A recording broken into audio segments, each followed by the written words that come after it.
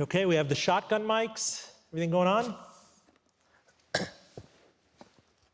Can you hear me okay? 5, 4, 3, 2, 1. Peter Piper picked a pack of pickled peppers. All right. The business of culture, the culture of business, media and entertainment, policy, music, news breakers. Full disclosure, we are live at the University of Akron's night lectureship series with NPR's David Folkenflik.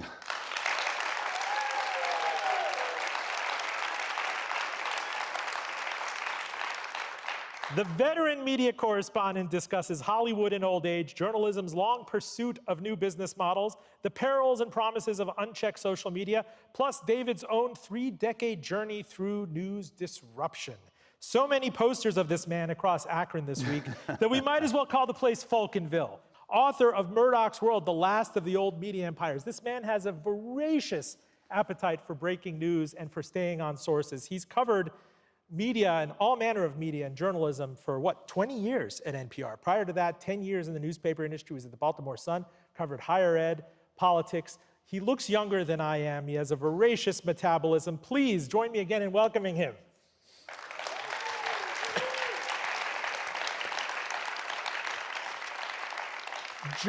Jump ball, David, because there's always so much we could talk about in the first half of this. Sure. We could start with life imitating art imitating life, which is the Murdoch's empire, which you've covered so closely.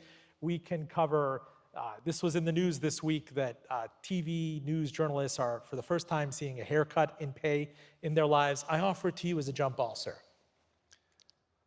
Well, the one thing that we're seeing in the news business is that it's unpredictable, and it's usually in directions that aren't fully welcome. Things are disrupted, and there was a time in which the word disruption suggested radical change for the good, and that it was time to just, throw out the old playbooks and bring in the new. But it turns out that those new playbooks have some of their own complications and problems as well. It turns out they don't always have the answers. It turns out sometimes they have unraveled what was without replacing it with something enduring. And so what I think you're seeing in what I think a lot about, even as we end up, gravitating oftentimes towards national issues and national politics and media and familiar names, I often try to locate my reporting and ground it in what's happening in communities around the country. And I think what you're seeing is a patchwork nation where you're seeing a lot of different attempts at solutions for the erosion and at times implosion of journalism. And as we near yet another national election, what used to be kind of the secret sauce or the unspoken truth becomes the stated reality that I try to leave people with, which is that, my interest is in equipping people with the information that they need to make good choices about how they want their communities and their country to be run. And that ultimately is up to them to be citizens and not just consumers of news, but that it's up to us to enable them to have the material to do that. And that actually, in this era, with all the new channels and platforms and modes of absorbing information, far more than ever before, I think it's actually a tougher lift for the public and a tougher lift for us in journalism as well than ever. Can you ever believe that the newspaper industry was a cushy industry? Maybe when you graduated from Cornell, what was it, in 1991, that there was a fair monopoly on classifieds and department store advertising, and the FCC would make sure that the newspaper and the prominent TV station weren't owned by the same company? It seems almost penny ante now. Yeah, so look, in most communities, the newspapers, if they're extant, not all, but most, still have the biggest sort of news-breaking metabolism for news that endures, as opposed to things that are happening and are noted, but would have been noted whether or not a reporter was lifting pen to paper or picking up a phone to call somebody. They aren't enterprise stories a lot of the time. The newspapers still have that sort of vestigial DNA to say, hey, we need to break stories and we need to tell people stories that are hidden from public view, I think. And I say this as a guy who loves radio. That said, when I graduated from college, and we may get to this a bit later on, but we had what we were convinced was a serious recession in '91 after the oil shocks and the Gulf War under the first President Bush. And you started to see some cutbacks. And you started to see that again around the 90s. But when I walked into the Baltimore Sun, first I went down to the Carolinas for a few years, and then I went to Baltimore. And there were 9 foreign bureaus. I worked in a Washington bureau with 15 colleagues for the Baltimore Sun. Almost sounds like Mad Men, I mean, with Lucky Strikes and whiskey in the corner. They had just, when I walked in '94, in the original Baltimore Sun building, at least the original one, it's changed several times since now, until now. They had just a few years ago banned smoking in the building, and you could still smell it in all the carpeting there. I mean, it was just a malevolent, odor that just kind of consumed you. And you realized that was the case in part because all of the guys who'd been there a while would go out in what are called the loading docks, where they, bring in the huge spools of paper to put on the presses, and they take out the printed copies, and they would just smoke, like 3, 4, 5 hours a day out there, presumably swapping leads for stories, but in reality, who knows what. But newspapers were a thing. That's where, I don't need to tell many of the people in this audience, but that's where people went to, as we talked earlier today, to look for jobs, to look for cars, to check out real estate, to sell, if you weren't having a yard sale, you'd put it in the classifieds of your local paper. I collected the TV Guide in the Miami Herald. I'd read Carl Hiaasen and collect the TV Guide. Those are 2 good things to do. I mean, newspapers back then were a lot like what the New York Times is now.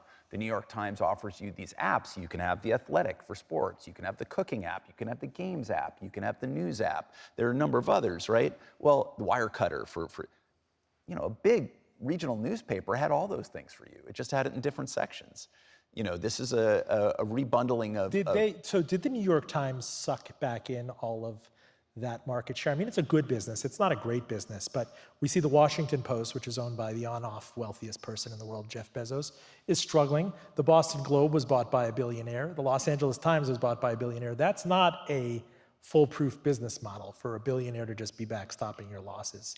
It's not a full-stop business model unless you are convinced that that billionaire is going to be willing to sustain those losses for an enduring amount of time, and if he or she is incapacitated, would be willing to, is insured some sort of succession plan, if you will, that will endure some sort of trust. You saw that the Guardian is essentially owned by a trust that was fueled in part by the riches, most recently, of the sale of its automobile sales venture. Auto Trader, right? Auto Trader, yeah. I think.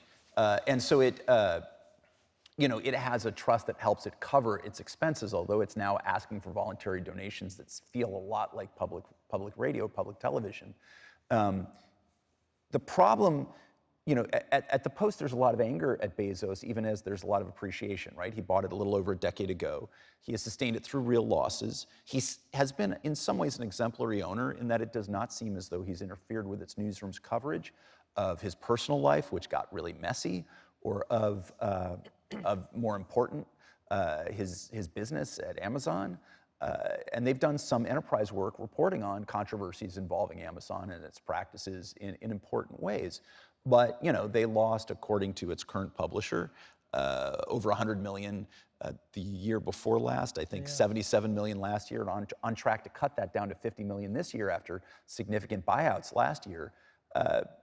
And the point has been made, and I think it's a fair one, that even if you're owned by one of these folks, you have to find a sustainable model. If you look in Boston, John Henry, who also owns, I think, Manchester United and the Boston Red Sox and some other important, well-known assets, they've managed to make a go of it by focusing resolutely on accepting a lower profit margin than was the norm, but sticking to it and finding ways to ensure. Why would a cold-eyed investor, he's a commodities trader, a hedge fund person, why would he, wondering, maybe it's noblesse oblige, why would you do that? I mean, that's locking up money. I think he is of the belief that of the city in which he has invested his passion, that this is a civic good, but it's important. It's an institution that helps bind Boston together. My guess is it's useful for the Red Sox to have an institution be strong enough to send somebody down to Florida for spring training and across the country for playoff games. His wife, Linda Henry, has actually become the president of the Globe, and I think she was a marketing executive when they married, has really thrown herself into it as both a civic figure and as a business proposition. And I think they've addressed it quite seriously. Similarly, I think it's Glenn Taylor in Minneapolis with the Star Tribune, Right. a guy of significant wealth, has said we have to find a financial model. They've just announced in recent weeks that they're now going to be the Minnesota Star Tribune, that they see themselves as a regional paper. You've seen in Atlanta, former #2 at CNN, I spent some time down there, in Atlanta, not at CNN, the #2 executive at CNN under Jeff Zucker has become the chief executive of the Atlanta Journal-Constitution and won with his business plan an investment of at least $150 million of extra spending on that newsroom and its associated endeavors to try to forge a viable business proposition for the future. And that they're not expecting, that's not an investment that they expect a return on. They want the company to be viable on its own, but they want the Cox family owns it. It too has made a ton of money, 6th most wealthy family in the United States, according to Forbes, I believe. But they believe in Atlanta. They come from a newspaper family. They're the Cox family that owns the Dayton Daily News. They want it to be viable and successful and perhaps export it to Dayton as well. But this is a difficult, tough time. And the fact that I can point you to a handful of papers that seem to have made it tells you something, because those are in some ways the anomalies, as opposed to corporate owners, hedge fund, venture fund owners that are seeking to maintain profit margins from an earlier era by having, Draconian cuts. So we talk Alden Global Capital, some of the handful of players you want to talk about late stage capitalism. You see a newspaper that is kind of cut to the bone, that is atrophied, that's been famished. I think about my Miami Herald, I think, which was owned by Knight Ridder back in the day. The McClatchy acquisition wasn't great. The hedge fund showed up. They move it to a different part of town. They make people virtual reporters with laptops, sometimes working out of their cars. I think about the Richmond Times-Dispatch in my current hometown, which was briefly owned by Warren Buffett and Berkshire Hathaway. And the profits were so elusive and unsatisfactory that he sold it off to Lee Enterprises. And now it's this dilemma. A hedge fund came after it, but Lee Enterprises is saying, the only way I can prevent you, newsroom, from ending up in the maw of a hedge fund is by leasing out the property, having terrible masthead cuts. No one has really seemed to have figured that out outside of a handful of players, the New York Times being one of them. The Washington Post has travails right now. You and I are sick of this number. Pew, Poynter, all of them, they seem to say in the last 25 years, however many hundreds of thousands of newsroom jobs were lost. This is no longer just a cyclical thing. This has been a long-term secular depression. Yeah, I mean, there are some counter trends and initiatives that I want to speak to in a moment, because I think that they're important, first off, so that people don't, find, extremely high bridges to jump off this evening after listening to this account. And secondly, because they're true, and it's part of this patchwork, that I see emerging. But to give you a sense, in Baltimore, where I worked for a decade, there is a new digital venture called the Baltimore Banner. And what I'm about to say proves both halves of the equation. Funded by a guy who's not a billionaire, but was a huge, I believe, retirement home and hotel magnate. And he wanted to buy the Baltimore Sun to keep it basically out of the hands of Alden Global Capital, this venture fund, investment fund, and he failed. He wasn't able to. Basically, he would have had to almost buy the entire Tribune newspaper chain, and he couldn't quite get another big player in to help him do it, to take the Chicago Tribune off his hands. And so he couldn't quite make it happen, but he came real close. And so he created the Baltimore Banner, which is a digital startup. It has I believe now close to 40,000 subscribers. It may be more by now, but last I checked, it was in the high 30,000s. It needs about 75,000, I think, to really be a profitable enterprise, but it's the first few years and having a lot of philanthropic basis.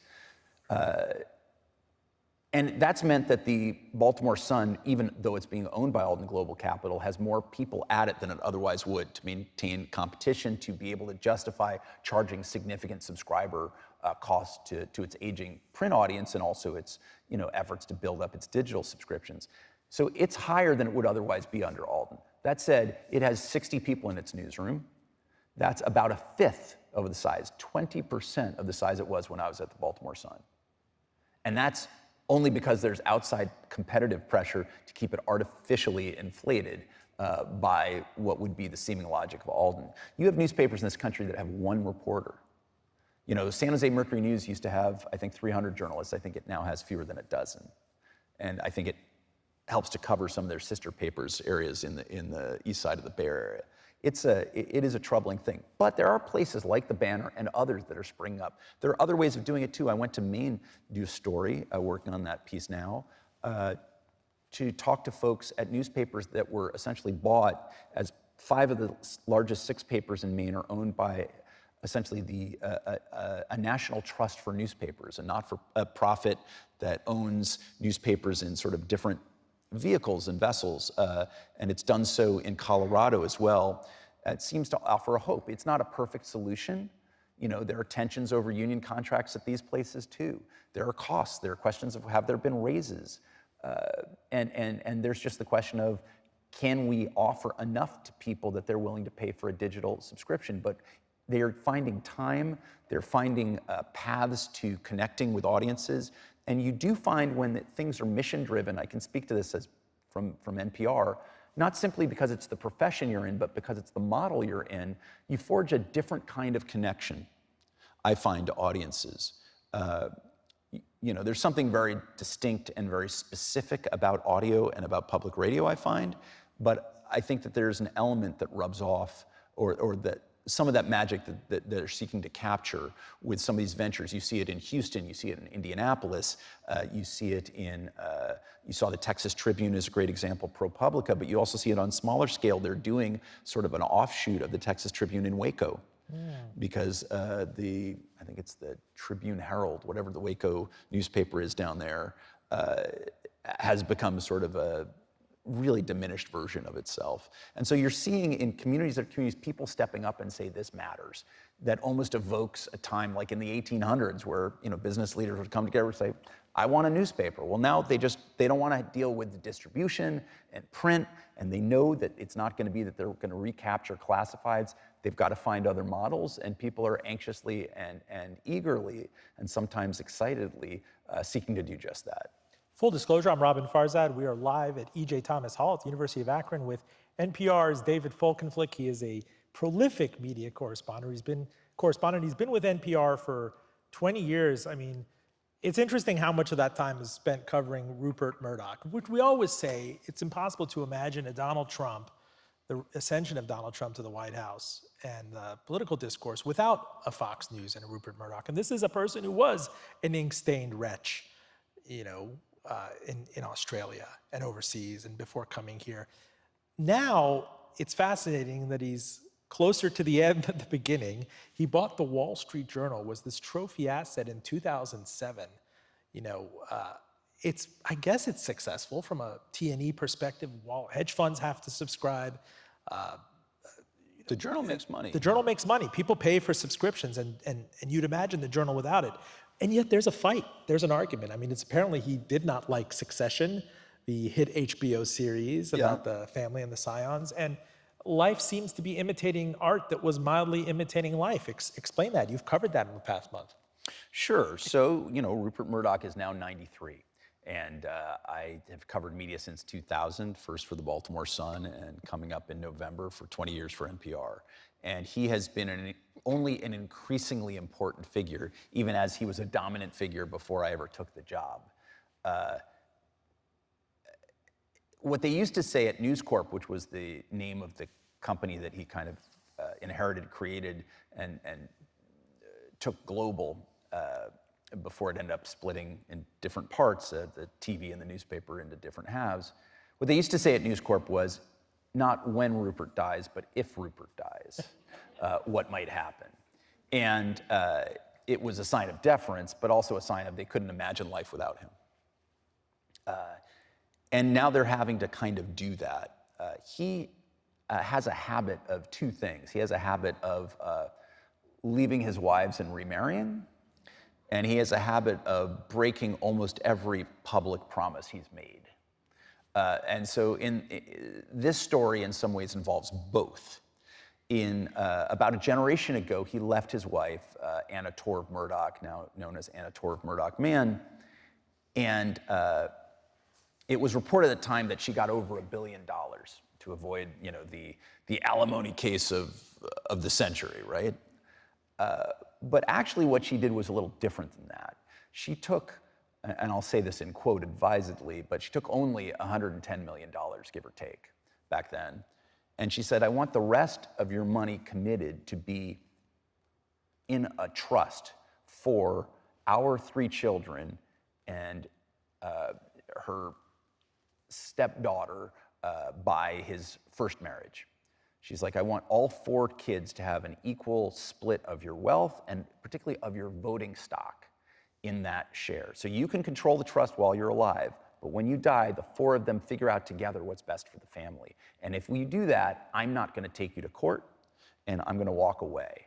And she was shattered by his leaving. She had been, I believe, on the board of News Corp at the time and sort of learned about it abruptly, as is also Murdoch's practice. And so they did this. Well, 24, 25 years later, Murdoch says, that's all well and good, but I've got my elder son, whom I've pitted against my younger son for decades for my affection and respect and for a place running the family empire. And I've got one who I think won. One who's most like me, one who's most hardcore conservative, one who's willing to go along with me, one who's not battling with me on strategy or on ideology. And I think it's going to get messy if I die and it's not clear who's running it. And we really need one person with clear control. And why does that make sense to Murdoch? Because he always was the person who had clear control. And in a corporate sense, there is a logic to that. There's something undergirding that even one step more, though, which is that fundamental to the filings, they're having to go to court. This is what's called an irrevocable trust, and he is, of course, seeking to revoke an irrevocable trust. But irrevocable, in this case, I've come to learn, means difficult and not impossible, which is true for almost everything in Rupert's life. You know, you throw some money at it, you throw a lot of lawyers at it, and you work it out. Murdoch has made the case that his other children, particularly led by his son James, who has become increasingly critical publicly of the way in which his newspapers and of Fox News in particular cover politics, cover climate change, how they dealt with the 2020 election, how they dealt with the January 6th siege of the Congress in 2021. He's convinced that they will change the fundamental nature of Fox News and that will diminish the profitability of Fox, which is really the engine driving the family fortune at its heart. And therefore, that would serve poorly the beneficiaries of the trust, even if they're seeking to block Murdoch's ability to do that. And James Murdoch would argue that Rupert is fighting an old generation strategy, that you are seeking to appease an increasingly aging audience. Yeah, what do the actuarial tables tell you about Fox's audience, right? Their Well, medication, their pharmaceuticals, pillows, it's still a cash cow. It's unique in that, but left to its own devices, what's going to happen to Fox? Especially there are all these digital upstarts and insurgents and people going direct, over the top to consume even more right-wing fare. I mean, the careful answer would be to say, if Fox's audience dies rather than when Fox's audience dies, much like Murdoch himself, right? Because they've found great success at replacing all of their top stars and people keep coming back. Bill O'Reilly says, oh, Fox is going to be ruined if I'm forced off the air for this sexual harassment scandal. Well, son of a gun, Tucker Carlson exceeded him. Tucker Carlson gets dismissed right after a lawsuit in which the Murdochs and Fox had to pay almost $800 million to settle a defamation suit over the lies that their hosts amplified and at times embraced over the 2020 election, claims that Trump was cheated somehow by fraud. But they replaced him with Jesse Waters, who had been a producer for Bill O'Reilly years earlier, kind of, impertinent. He would, at times smirking guy. He gets very strong ratings too.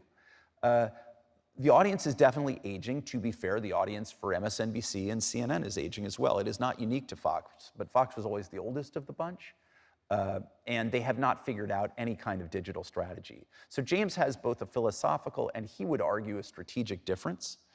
but it is a battle royal. What really it tells you is Murdoch was never able to lead his family with any sense of creating a nurturing or sustaining family as well as a family enterprise. He pitted his children, but particularly his two boys, against each other. Isn't it terrifying how the Succession people got it right? Those guys got it right in all kinds of ways. It's said that it's prohibited. He doesn't allow corporate officers to watch that show or mention it. I mean, to say it's prescient, it's a bit uneery. It's a bit uncanny, right? Oh, they watched it. I don't think there's any doubt about that. You know, there was the degree to which they were able to drill down. There were times where, I'm looking at it, I'm like, okay, this is this kid and this thing. This was a callback to this other thing. That's a deep cut. Like, you could walk through and really see how they were playing with and making, a fictional story out of many things that were quite real. You know, they created an entire narration in the movie, it was then called HBO, the Succession, involving, I believe, the resorts and the cruise liners, and a huge scandal that had very much had echoes of concerns about the Foreign Corrupt Practices Act, implications of the tabloid scandal in Britain, where their tabloids there were found to have hacked into hundreds or thousands of people's voicemails on their mobile phones. And all of this was basically accepted by the British public, while it was members of the royal family, soccer stars, Hollywood stars, singers, and politicians. But when it got into the war dead and young murder victims, then the public was said, wait a second, they can do this to any of us. And it almost toppled the government, because it turned out that Murdoch's world had so deeply infected and corroded the sense of right and wrong and morality in Scotland Yard, in the press, in politics itself, that it really became sort of like a recoiling from the recognition. The British, in a sense, British society looked itself in the mirror and couldn't accept what it saw. And that was this huge scandal. But had the Brits not taken it seriously, at least at that time, the US Justice Department was primed to look at it for, if you pay a police officer, that's a bribe. And American-based corporations can't bribe people abroad under federal law. So all of this entire fictional thing, where there was a stand-up between a senator played by Eric Bogosian and top executives at this company for the Murdoch stand-in, was playing off very real concerns. And so a number of us who covered these issues were called by writers on the show and say, well, if this happened, would this go this way or this way? They were playing off real stories, and they were anticipating others. What you're seeing now is much like, and forgive me, but you've all had HBO or opportunity to get it for quite some time, so forgive me, but I'm gonna do a plot spoiler, but there's a breakdown of the family at the end, the last episode of Succession. You're seeing that in real time play out behind closed doors in a courtroom in Reno, Nevada, where 3 of his eldest children are basically litigating against Rupert and his elder son. It is insanity for how any family wants to work, and they are there with flotillas of lawyers to support them. This is not how this gets resolved, but he hasn't built a family out of love. He's built a family on the idea that success is the only measure that he will respect you for, and that's what a terrible legacy to leave. Before we get into your 30, 35-year journey into this industry and all the disruption, this has been a horrific 2 years for Hollywood. Not just the strike, but it seems like all the stuff you've discussed in commercial radio and newspapers is caught up with the cable TV empires. It used to be the province of black cars and sumptuous green rooms and ridiculously paid executives. And now you look at CBS, the parent company Paramount, which was sold at a record low. You look at Warner Brothers Discovery, which not only owns HBO Max, but CNN doesn't quite know what to do with it. Disney is troubled. Rupert Murdoch, who you've examined, he had the spidey sense to sell off this media empire during the streaming bubble, when content was priceless and you'd have to bone up on it. What's going to happen to cable news? You talked about the actuarial elements. I mean, suddenly everybody, you sense the fear and loathing. It's fascinating because CNN attempted under previous leadership Jeff Zucker and Andrew Morse, who I mentioned, who's the executive down in Atlanta, to create something called CNN Plus. And it was going to be a streaming service, and they had some shows, and it involved sort of off-brand uses of major talent. I think Jake Tapper was going to have a book club on it, very much a contrast from his show The Lead. And it got serially mocked, and a new executive was brought in after Warner Brothers Discovery took over, and Jeff Zucker became embroiled in scandal, and Zaslav dismissed him, brought in Chris Licht from CBS, and it became a very quick way to show Wall Street that, by gum, folks were serious about cutting costs at Warner Brothers Discovery, and we're just going to kill CNN Plus. $200+ million. Yeah, and so what they really did, though, and it's something worth exploring, is that there's no guarantee. CNN Plus operated for a few weeks, basically, and it had almost no viewers, according to leaked figures. But it was basically a couple of things. First off, it was an experiment. Secondly, it was a landing place for, in a sense, a life raft to go to, and it was a chance to experiment. And now you're seeing under Mark Thompson, who had a phenomenal run at the New York Times and also was very acclaimed by and large for his time atop the BBC, who's not doing identically that, but it's awfully similar. But it's not standalone. It'll be under what's now called Max's streaming service. There has to be some logic to something successful on digital, or you will not survive. Like, I want to be clear about this. Like, we have terrestrial radio stations, and I love them. And I go all over the country and talk to them, and I show up on the shows all the time from my home studio, and it's great. Like, I think it's really important to be locally rooted. And yet, if you rely only on the technology of the 20, 30, 40, 50 years ago, you will be ultimately a remnant. It doesn't mean you won't exist. I think about this sometimes like London. If you ever walk around London, you can see a very modern city.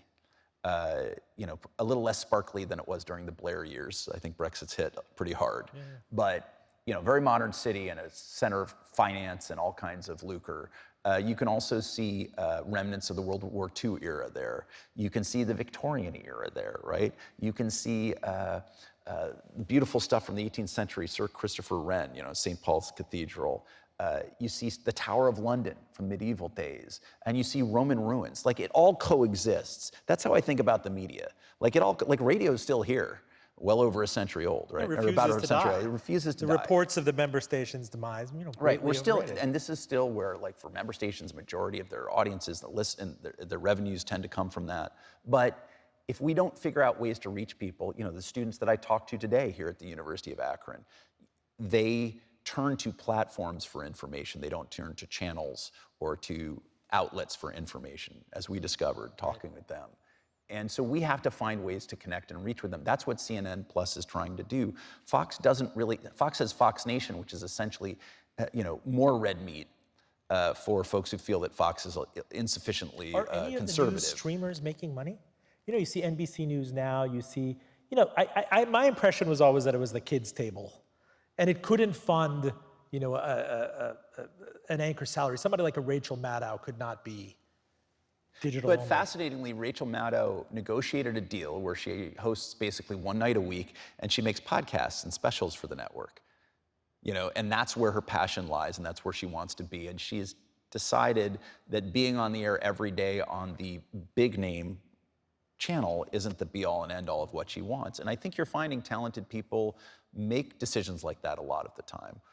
Sam Sanders was a colleague of mine who was a very prominent political reporter, was a rocket ship, and he decided he really wanted to make a podcast it's been a while for NPR, and then he went, been a minute, excuse me, and then he left for Vox and New York Magazine for a time. And people are finding that there are different kinds of expressions and of themselves that are possible on different platforms, but also that audiences that may sustain show up there.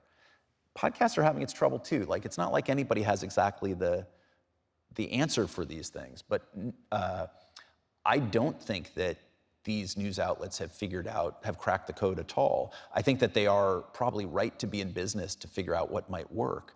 I think it's NBC as NBC News Now, which is almost not a rebuttal to, but sort of a differentiation from MSNBC, which theoretically could be the NBC News channel. I don't know why they... But it's not.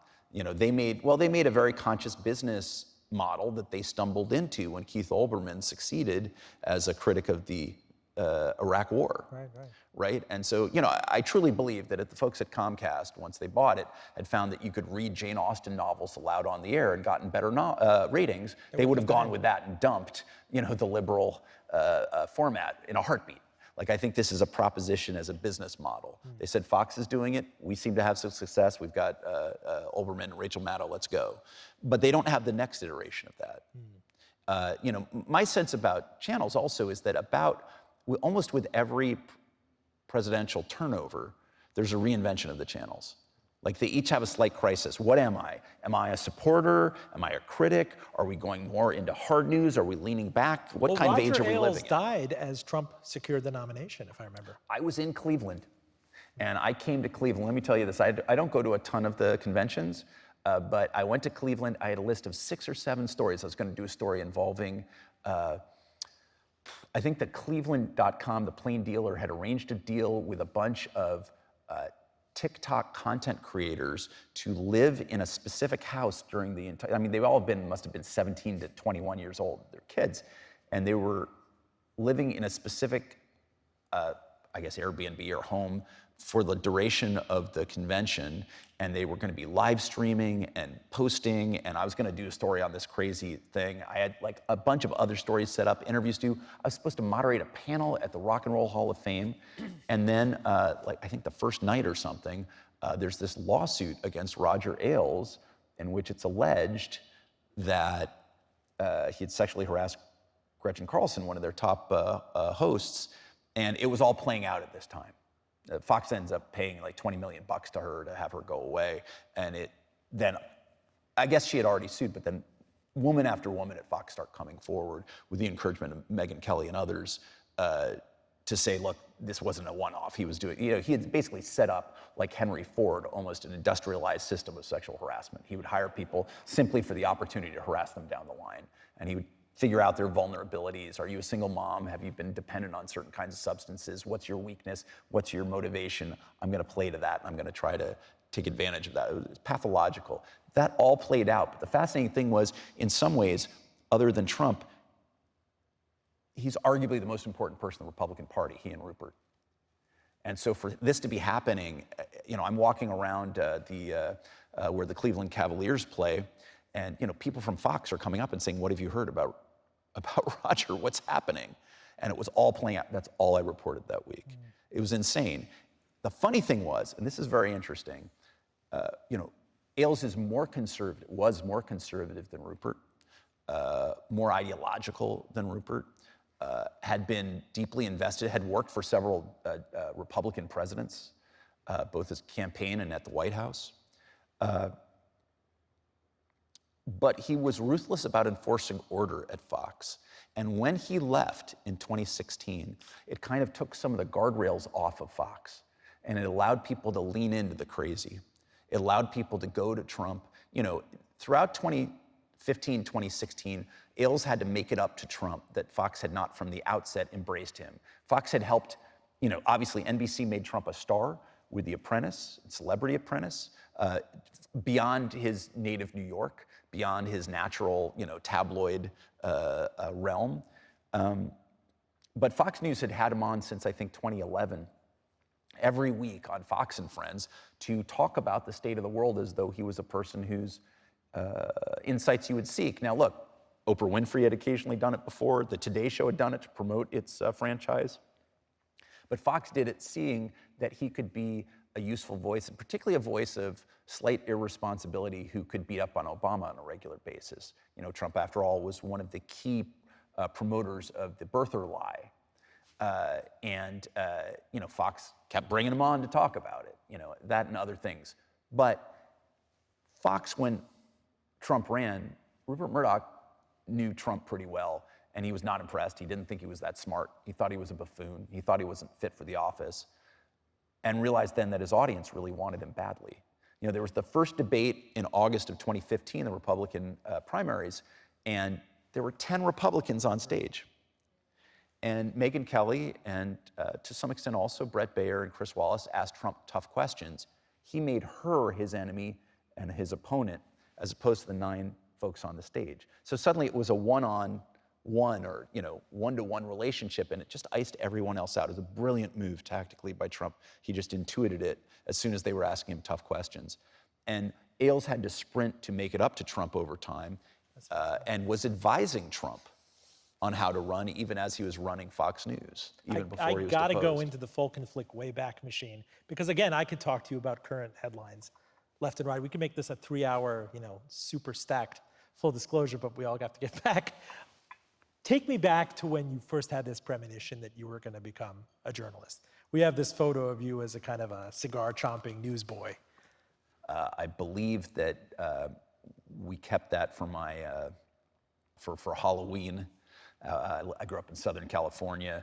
My grandfather had an old microphone to plug into some sort of old cassette tape, and I borrowed the microphone and stuffed the end of it into my pocket, and I'd say, trick or treat, and you'd hold it out and demand candy.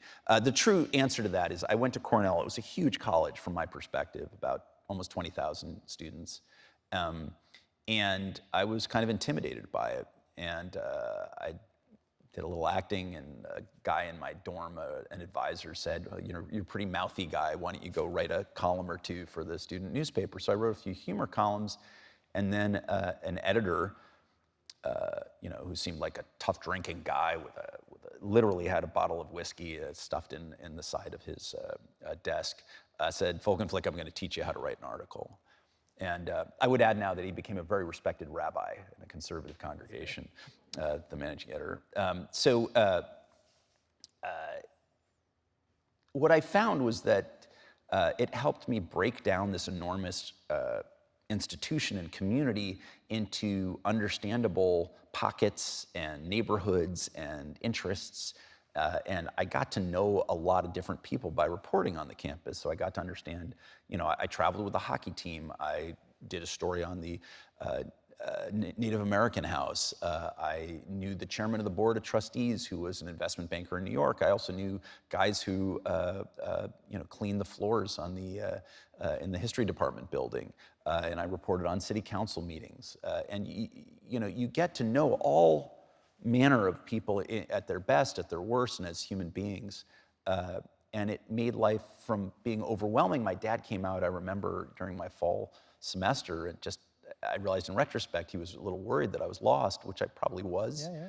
And 3 years later, they came out for my 21st birthday, and I was just introducing them to everybody on campus because I'd spent so much time reporting about it. And I felt like this reporter's notebook that I carried in my pocket was like a passport that allowed me entry. What did you do for summers in terms of getting traction? I mean, there are always people going to consulting, investment banking, brand management.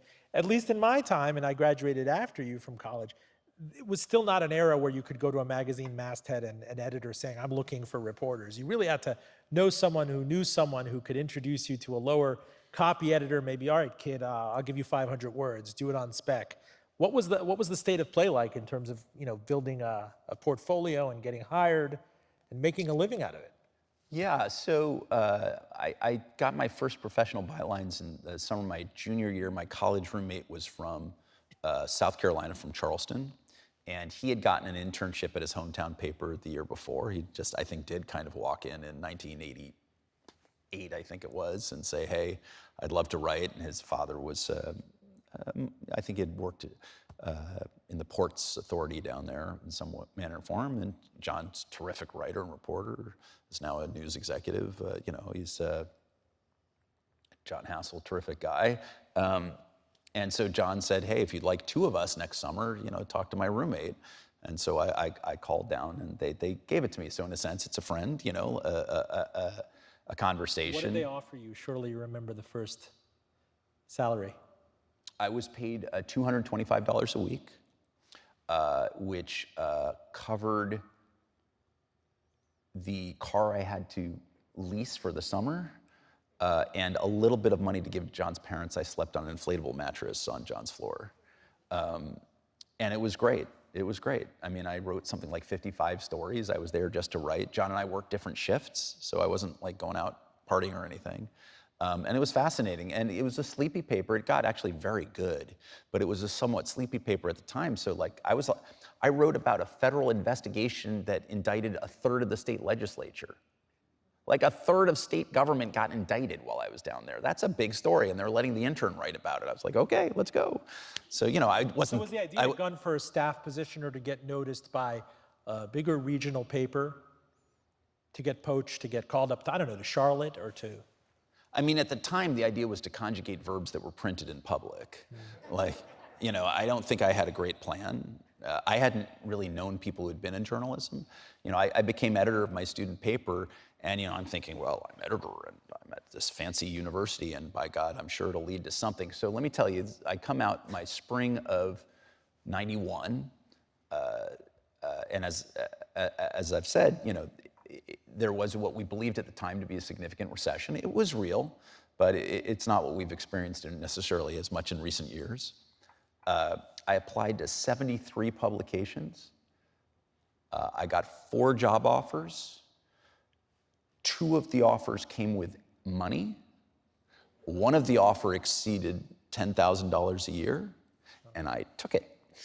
So that was my path. So I went down to Durham, North Carolina. Did your parents give you grief about this? And my immigrant Iranian parents, like, come on, go to law school. I was offered a university, PR communications job that would have had, full dental and health, and would have had. My mom was like, that sounds pretty good, and you could always go back to reporting. And I said, I just feel as though if I take it, I won't be able to go back to reporting. And so she was great, actually, because she saw me actually taking the time to apply for the jobs, which was its own job. I grew up in California, so I spent a lot of time at the beach when I wasn't doing those applications. And I had friends who were traveling, and I really wasn't doing much of that. But I just was focused. I knew that I wanted to do this. I think my sleep cycles were ruined for almost anything else. I was editor of the paper. We were putting out the paper sometimes 1, 2, 3 o'clock in the morning.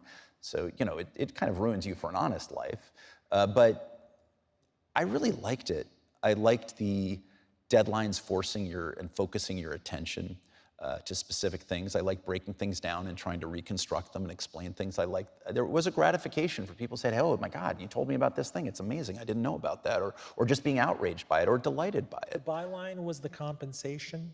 I mean, the civic feature of it. I mean, there has to be some other, because it's not a living wage. Even for 1991. I mean, you could live a bohemian life. You could be in. Look, I think I was paid $20,000 in '91, and that was fine. I did have the negotiation in my head where I said, I'm not going to accept a job for less than $20,000. And he said at the end of the call, I'll pay you $20,000. And I was like, you've got my number. That was not a good negotiation by me. But I was happy with it. I wanted to progress. After several years, I told my boss, a wonderful man by the name of Bill Hawkins, that there was a job that I wanted within the newsroom to covering state politics. I could sense that they weren't moving the guy anywhere, although I didn't think he was doing a particularly muscular job of coverage. And he sort of didn't disagree, but he said, no, I'm not going to move him. And I said, I'm probably going to look for a couple places, but you've been so amazing to me, I don't want to do it behind your back. And there was a long pause, and he says, well, let's make sure you get to a place worthy of it. Tell us about your 10 years in Baltimore. So he said, I can get a guy in Baltimore to read a letter. So I applied to a couple places, Charlotte Observer, which was a fine paper back then, and the Baltimore Sun. And it was the only letter I've ever written in my life that's any good. And so I said to... Can you post the PDF up somewhere on Twitter? I may even have it. It was a good letter. So I said basically, look, I'm a reporter. I cover higher education in North Carolina, in Durham. I cover Duke and some UNC issues, and more broadly, I was asked by my editor in recent months to look over the newspapers in a number of cities across the country that have major public or private universities to compare how we do against them. And I said, I was really taken by your paper. There's some great writing and some really good enterprising reporting, but you treat colleges as a place where, like tonight, where famous people come to speak as a backdrop and not major places of employment, major places where culture bubbles up, major places of political disputes, major places of technological innovation, just vibrant places that are part of the lifeblood of a community. You're not treating it that way, and there's, probably thousands of employees. There are hundreds or thousands of students. There are probably tens of thousands of people who root for the teams or who have attended or who may someday want to attend or who will never have the chance to attend, but you're not giving them a window into these extraordinary institutions. I was like, this is a cool beat, and you're not treating it that way. And he wrote me a letter back like within days saying, I don't have this job available to offer you, and it's tough times, but I'd love to meet you the next time you're in Baltimore. I had never been to Baltimore. By pure chance, 2.5 weeks later, I found myself there. I made up a reason to go visit a friend in Washington and said, could I come visit you? And 6 months later, he hired me for that job. So, it was focused because I had a sense of what could be done with it. And I think that helped. But, you ask, is it the byline? It's not the byline, it's that you have people walking around having absorbed what you've offered them. They can do with it what they will. You can't control it once you send it out, but you've got a little something they've tucked in their pocket, right? And it's helping inform them how they think about maybe their campus, their community, their state, their world. And I tell my relatives in Tehran-Angeles, they're like, does it pay commission? Why are you doing it? Why you don't buy a gas station for your father? This is the thing. People don't understand why we go through it. Why, there are other ways of getting paid. There are other ways of getting paid. So my parents were academics, and I remember calling my parents my senior year of college, and I said, hey, Mom, you'd better get Dad on the line. And she's like, oh, that's serious. Let me get your father in line. We've both got to be talking to you now. And I said, guys, long pause. I said, I don't think I want to apply to law school, or excuse me, to law school or graduate school. Yeah. And there was an even longer pause. And my dad said, great, if you don't want to do it, there's no reason to go. Wow. He's like, he had gotten the PhD. He said, it's hard work. If you want to do that, that's great. But if you don't do it. And they were very excited. Wow. I think they liked the byline in print, but I think they also liked the gratification of being able to follow what I did. Nobody was a more devoted or dedicated subscriber to my newspapers than my parents, right? They were living in Orange County, California, subscribing by mail to the Baltimore Sun for 10 years. Even after the internet, I might add. Did you have to gig in Baltimore to make ends meet? Do stuff on the side, bus tables, wait tables? No. Look, the Baltimore Sun at that time was owned by Times Mirror, which was originally basically the LA Times company. We had a union. I wasn't rich, but I wasn't poor. I lived fine. I didn't have to have a roommate anymore to be able to afford an apartment. It was fine. And nobody would ever have called me wealthy there, but it was fine. It was an okay living. My understanding from colleagues who have recently left the Sun, but who I used to work with 20, 30 years ago, is that the pay that I was making when I left the Sun in 2004 was greater than the top pay they were paying at the Sun now for reporters. Wow. That's unconscionable. I was paid nicely, but I was not one of the top paid reporters in Baltimore. I'm nicely paid at NPR. I never thought I'd make this much, but it's not TV money. It's not crazy money, right? It's a good living. It's just that, obviously NPR is at a national level, but the Baltimore Sun was a great American newspaper, like the Miami Herald, like the Philadelphia Inquirer, like the Boston Globe, like the LA Times, and they're, all of those have hit very tough times. Only the Globe has what seems like a sustainable model, and it keeps having to just reinvent itself as it's on the fly. The real problem with somebody like billionaires coming in and taking care of this, to go back to an earlier part of our conversation, is, you have Mark Benioff, who's the Salesforce guy, has Bought Time Magazine. Bought Time Magazine, done a lot of enormously civic-minded thing in the Bay Area, for example. Bought Time Magazine. All of its pocket change to him, and Time Magazine's not a particularly expensive proposition to run these days because it's much thinner than it once was. Yeah. Even he is having layoffs there. Like, even they are cutting back. Again, Benioff will never notice it. But if he gets bored of it, he could easily sell it to somebody who just wants the brand to be able to sell, mugs and, Time Person of the Year mirrors that you can shave in. And have the Time 100 gala and charge people for tables to it or what have you, and just create a different model for it that doesn't really center on the journalism at all. And so that's the problem with having, benefactors come in who aren't truly committed to the civic purpose. In Baltimore, we were then bought by Tribune in Chicago, and they decided to run it like a television property. Why, if our TV stations make 30% profit, 35, 45, 50% profit, why can't you? And that was what you started to hear from Chicago in an accelerating way. But for me, it was exciting. I covered higher education. I covered Congress in the late 90s, the Clinton impeachment. We thought it would be the only impeachment we ever covered. And then I covered media starting in 2000. How did you get pulled to NPR? How did you feel comfortable getting into the business of cutting tape and having a cadence for audio from print? Well, there was an editor, actually, at the Baltimore Sun who was fired because he told bosses in Chicago, actually, and his publisher, that he didn't think it was moral to have layoffs at a time that the newspaper was still making profits. And then he was hired as a managing editor at NPR, and I actually went to him to talk about, I'd been interviewed in the Chicago Tribune, I was talking to folks at the Wall Street Journal, and I asked him about this, and he's like, have you ever thought of NPR? And I said, no, you're new in this job. I'm not coming to you for that. This is not that conversation. And truly it was not. I'm not that clever. And he kept just saying, and I said, look, I'd never done radio. I don't know how to do it. And he said, well, we've just gotten a big infusion of money. NPR had been left $240 million by the widow of Ray Kroc, the McDonald's magnate, Joan B. Kroc. And he says, I get to have some sway on this, and they created, among other things, a media job. And he says, you should apply for it. He said, I can't get you hired, but I can get you listened to. That's really the secret of life is, again. Hold on. It blows the mind that the name David Folkenflik was in NPR for like 50 years, or your voice, your golden-throated voice, was in kind of a radio native. But the fact that you were an ink-stained wretch and you went to this seemingly seamlessly. I would not have been able to do it had I not covered the beat beforehand. Sure. Like they hired people from radio, or they hired people, Carrie Johnson came from Washington Post. She had never done it, but she had covered the Justice Department so beautifully for the Post. Mm-hmm. She could walk into that job. Two things I'll say about making that transition. One, literally on the first day, I'm facing like a bank of fax machines, if we remember what those are, which is not a particularly poetic view to have. But I open my desk of drawers, and there's a cardboard box filled with one-sided razor blades.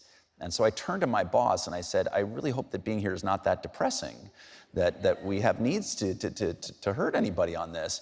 And it was to cut tape, literally to cut tape. Now, that they were doing things digitally at that time, but I tell you, there was one time just a few years ago in New York where we have still these two huge wheeled, tape machines as almost a relic from the Smithsonian that just happens to sit there. But one time there was a digital glitch in a recording of an interview I did, and swear to God, our veteran engineer Neil taped it to one of these old rolling tapes and sort of went it back and forth, took a razor blade, cut it, patched it together, and then transferred that back to digital, and it sounded great. So that is the magic of tape. You don't say that you're going to cut out a stammer. You say you're going to blade it. That's why you're making the noun into a verb. I was also told on my first day, David, look, this is a big transition for you, which was absolutely true. And they said, we understand that this is not going to be quick and easy, and it will take some time, and you'll have a lot of help, and we'll just ease you through this. And the next day, Dan Rather was fired from CBS. And they're like, great, we need you on the air in about 40 minutes, live, and good luck with that. And so that was my training at NPR. And if you go back and listen to my first year and a half, 2.5 years at NPR, I would say don't. Because it's painful, but it's great. It's the performance is fun. There's a playfulness involved. There's a craft to it. In the early years of Apple, and this is less so now, but still pretty true. I used to try to talk to people about the difference between radio and writing for print, and say, look, if you're doing the same function and you convey the same information, it's about 75% harder to do the thing for radio. And here's why: because you have to make it sound simpler. If you're doing as sophisticated a take as your colleague and friend at the Wall Street Journal, like they can write it in a very sophisticated way because their journal readers are, unbelievably educated and erudite and, sophisticated business folk and the like, and our people are really sharp too, but they're also driving, they're folding laundry, they're doing dishes, they're, trying to get kids in from the backyard. They are inherently distracted. They are not necessarily sitting immersive in a completely blackened room, right? And so it's a little bit like the software required to run an Apple interface versus that to run a Microsoft Windows laptop, because it's the underneath, the thinking that goes into it has to be so painstaking. You know, there's the interplay of sound, and it was just a whole new thing. In my mid-30s, I had to completely reinvent how I told stories. What a great gift to be challenged in that way and to find it so enlivening. So, you know, along the way, NPR has allowed me to do things like that. That has been great. They are now, you know, they allowed me to write the book, which was great, and I drew upon some of my reporting to do that. I also, I think, enriched my reporting by some of my, where the book took me allowed me into places I might not have been, and sources I might never have met, who are to this day still benefiting, you know, what I do. And I've done some hosting as well, and that's a totally different challenge, but it's a fun way to keep to keep fresh, to keep challenged, to be curious about what you're doing, to question why you're doing it, to ask, is there another way? To ask, is this fair? Is this fun? Is this right? Is this a good mix? It's all of it's enlivening, and each element kind of reinforces the other. The one ironic thing, which brings it back full circle, is that, of course, in the digital age, we can write for NPR, and so I'm writing articles all the time. Half the time, I'm writing first for the website, and then the shows will call and say, we really want that on the air. Can you do a piece? Can you do what we call a two-way, a conversation with the host? Yeah. Because they've seen the investigation I've done or the interview I've done or what have you, and not knowing whether or not a show is going to set aside enough real estate for it, I want to write it and get it on the record anyway. Great. So it takes you back to being a newspaper person, even if you're not. In the few minutes we legitimately have left, curious timestamp for you is 2004, if that is the year you joined NPR. Yeah. I was a news reporting fellow at the New York Times during business school, and I'm going somewhere with this. They would love to handle that intern and reporting fellow the earnings story about the New York Times, because it was thankless. You were never going to write it the right way. Salzberger, Janet, whoever upstairs are going to say, you're underscoring the wrong things. What about, News Corp losing more and print advertising pages and your own bosses, essentially. Larry and Gracia, God bless you, he was recently on the show, but they were like, here, kid, take it. And everybody else would look at me in the corner dealing with this kind of radioactive waste that was reporting on the New York Times for Biz Day. But here's what you do beautifully and with aplomb is you cover your own place, and you're carved, even with disclaimer afterwards, to be left alone by management. I always marvel at how, you covered NPR's plummeting listenership during the pandemic, and that's something that their PR department pushed back against. But it says it in the boilerplate that no executive was involved in the production of the story. Tell us how you won that cred, how you protect that cred. Give us any anecdotal evidence. Of course, I could have you here for 2 hours, but I want to put a capstone on it by telling this story. Sure. Well, it was informed in part by experiences I had at the Baltimore Sun, where twice an editor had reservations about how our publisher, the CEO of our newspaper, was cited or acknowledged in the story. And, I came out of that, I pushed back, and I basically got 90%, 95% of what I wanted, so I felt that's fine.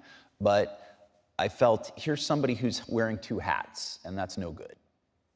It's no good. Unless there's something existential in the newspaper, I just don't think that's what newspapers should be. It should be without fear or favor, in the famous phrase of the Times. But people should be able to count on you to tell it straight, no matter who you're telling it about. If I cover the media, NPR is, I believe, one of the indispensable elements of the legacy mainstream media. And so then I've got to be able to tell it straight about them.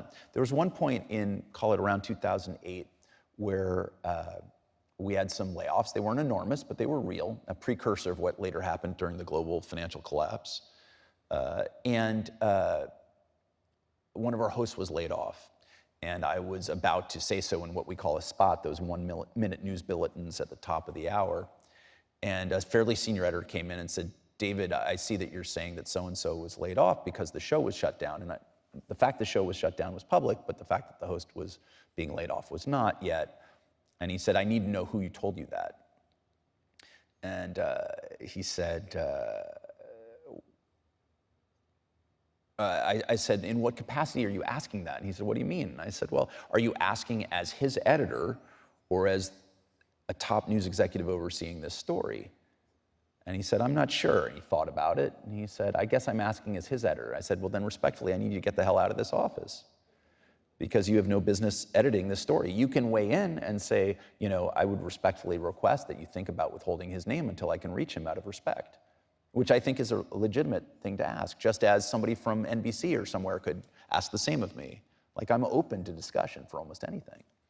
But I don't think you get to compel that. So over time, what I did was I said, here's the deal. I need to be able to have one editor and maybe one more senior editor, and we're sent off in the International Space Station, and maybe I'm in a capsule off that. And look, corporate executives shouldn't have any insight anyway, but it's worth acknowledging that. Yeah. And separately, news leadership shouldn't either. And the people involved in editing my story should have had no touches or involvement or proximity to the stuff we're covering. And I think that ensures that I say, hey, when I'm doing this on the New York Times, when I'm doing this on Fox News, I'm reporting it with the same degree of independence as I will when reporting on NPR. And by the way, if you hear about us on NPR, it's not because I'm shilling or asking for money. It's because this is what we know. And that's true if it's positive, and that's true if it's negative. And it is both something that at times executives have chafed at, but it's something that they now all accept. It's almost like a rite of passage. A new top editor or a new top executive comes in, we sit down and we talk, and I say, this is gonna come up at some point. You're not gonna like something I write, and you've got to accept that as part of the deal. And they say, I've been told. And I'm like, well, that's great then. I don't even have to have this conversation. But here's the great part about it. And here's what makes me feel very good about it. I'm able to say without any hesitation that at NPR's lowest moments, at our toughest crises, we have lived our values. We've walked the walk. We've done what we said we would do.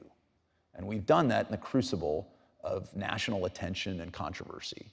And if we can do that through my reporting, then I think it's emblematic of what the network tries to stand for and tries to live up to. And I think it's great. I'm very proud to work for an institution that does that. Closing thoughts. I don't know how many budding journalists write you every week seeking advice, and I frankly wouldn't know what to share with a journalist right now. You try to put yourself in your own shoes coming out of Cornell and how different that world was right now, and we in good conscience, is there one-size-fits-all advice?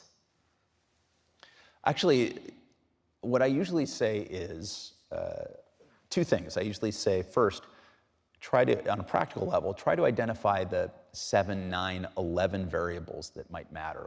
How much you're paid, what kind of news outlet you want to work for, what kind of work you want to do, how big it should be, where you want it to be, what kind of hours, and try to minimize how many you care about, which will expand the number of opportunities in front of you, right? If you don't care about geography, there's a whole world. If you really need to be in, Southwest Ohio, then there's going to be a smaller number of outlets available, right?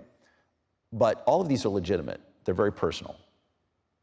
And secondly, make sure you really want it, because there's not a guarantee of easy money. There's not even a guarantee of steady money. But if you really believe in it, if you're really excited by it, it's an amazing thing to do. The number of idealistic, smart, creative, capable, challenging, and interesting young journalists I have the privilege of working with or coming across, whether as colleagues often, or as sources, or as people who just you bump into and rub up against because you go to in a professional setting, or who ping you on LinkedIn for advice, is inspiring, because they're doing really cool work. And sometimes they're figuring things out right in front of you. Sometimes they're doing it even in the midst of their article or their podcast or what have you.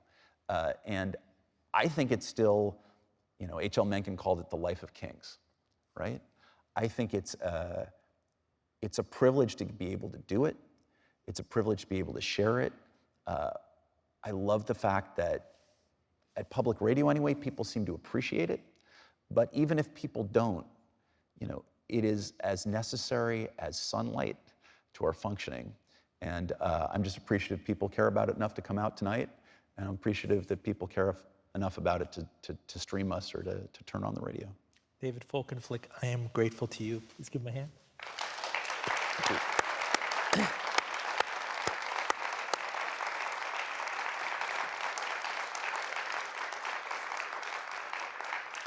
Full disclosure, if you'll indulge me, I'd like to break one of the walls. I know it's been a really brutal 365 days for us, family-wise, over the last year. my father, this time last year, had a stroke, and we lost him earlier this year. And I want to invoke him because I so badly wish Dad could be in the front row, in a wheelchair, watching this. You have to understand, everybody, I came to this country not speaking a spit of English. And my dad was so proud if I could get up at a birthday party and say the Pledge of Allegiance or sing It's a Small World. I'd stay up watching Nightline with them. Any TV appearance I would do was a wink to my dad. That was the currency that I had. So if you'd see me talking about the financial crisis and talking back to the savings and loan crisis, the first voicemail when I'd get out of the CNN green room or something, they'd be like, "It was a wonderful speech, Robin, but what did you know about the economy in 1986? You were a small boy at Burger King, you know?"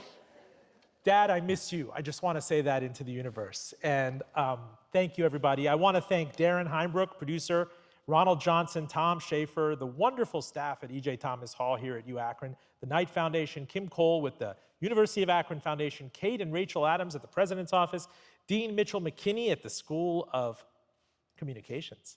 I'm Robin Farzad. Thank you, Akron, and back with you next week. Thank you.